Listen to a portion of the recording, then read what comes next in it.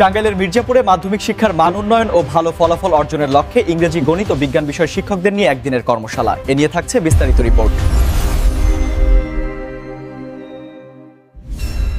টাঙ্গাইলের মির্জাপুরে মাধ্যমিক স্তরের শিক্ষা কার্যক্রমের মানোন্নয়ন ও ভালো ফলাফল অর্জনের লক্ষ্যে ইংরেজি, গণিত ও বিজ্ঞান বিষয়ের শিক্ষকদের নিয়ে একদিনের কর্মশালা অনুষ্ঠিত হয়েছে। বৃহস্পতিবার উপজেলা পরিষদ মিলনায়তনে মির্জাপুর উপজেলা মাধ্যমিক শিক্ষা অফিসের উদ্যোগে এবং শিক্ষক সমিতির সহযোগিতায় এই কর্মশালার আয়োজন করা হয়। কর্মশালায় উপজেলা মাধ্যমিক শিক্ষক সমিতি ও মাদ্রাসা উপজেলা মাধ্যমিক শিক্ষা অফিসার মোহাম্মদ জুলফিকার হায়দারের সভাপতিত্বে কর্মশালায় প্রধান অতিথি হিসাবে বক্তব্য রাখেন উপজেলা নির্বাহী অফিসার ABM আরিফুল ইসলাম।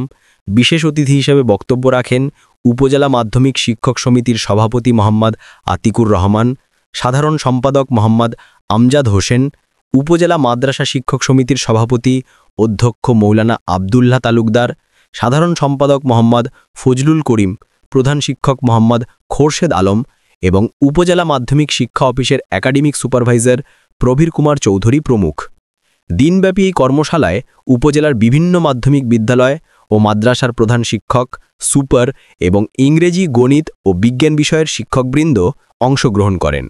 কর্মশালায় শিক্ষার্থীদের ফলাফল উন্নয়ন ও পাঠদানের নতুন পদ্ধতি নিয়ে দিক নির্দেশনামূলক আলোচনা অনুষ্ঠিত হয়।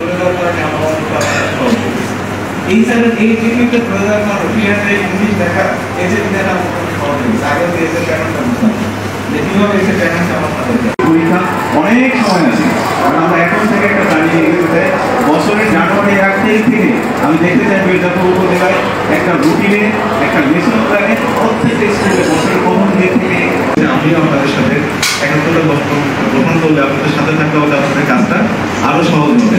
একটি উত্তম কাজ, এই উত্তম কাজটি যদি আমরা সবাই সম্মিলিতভাবে বাস্তবায়ন করতে পারি তাহলে আল্লাহ অবশ্যই আমাদেরকে